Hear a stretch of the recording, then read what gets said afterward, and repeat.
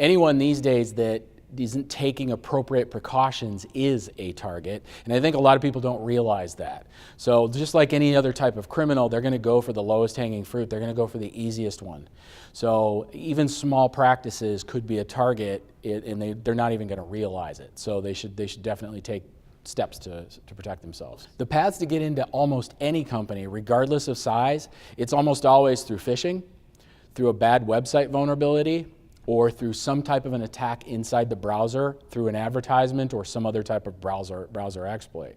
So it really is the same across all industries, and it's just levels of magnitude of how big your risk is based on how many devices you have. So in the past, criminals really like to steal credentials, they like to steal identities, they like to steal credit cards, because that was the way to monetize their operations.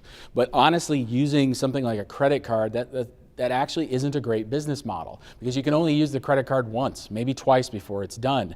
So if you're going to go through all that time and effort, you may not get a decent profit out of it. Ransomware is the next evolution of how to monetize criminal activity, because it scales really easily, it requires very little investment in technical resources, and it provides an easy, anonymous way for them to get paid for their work. So it has exploded. There's so many different variants of ransomware now that it's hard to even keep track of them all. So it is definitely the up and coming thing. Right now, ransomware is pretty simple to prevent just by doing the basic security measures, strong passwords, good security patching of your devices, things like that. And in the future, it's going to be interesting as this gets tougher and as ransomware gets smarter and they figure out maybe more about the value of your information. Whereas right now, they're just going after everything and they're just seeing who responds.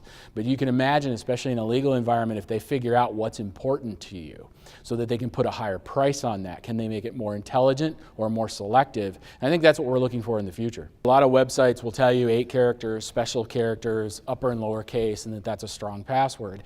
And what people don't know is that the way that password is stored really defines how hard it is to recover. Operating systems we use every day, like Windows, have ways to be tricked into storing the passwords in very insecure manners. And when they are stored like that, I mean, cracking speeds can be, an 8-character password could be brute forced in minutes, usually, 2 to 5 minutes at the maximum. Now, the good news is with this is the math still works in your favor, because an 8-character password is a couple of minutes. A 9-character password might be an hour or two. A 10-character password might be a day or two. But a 20-character password is going to be months and months and months.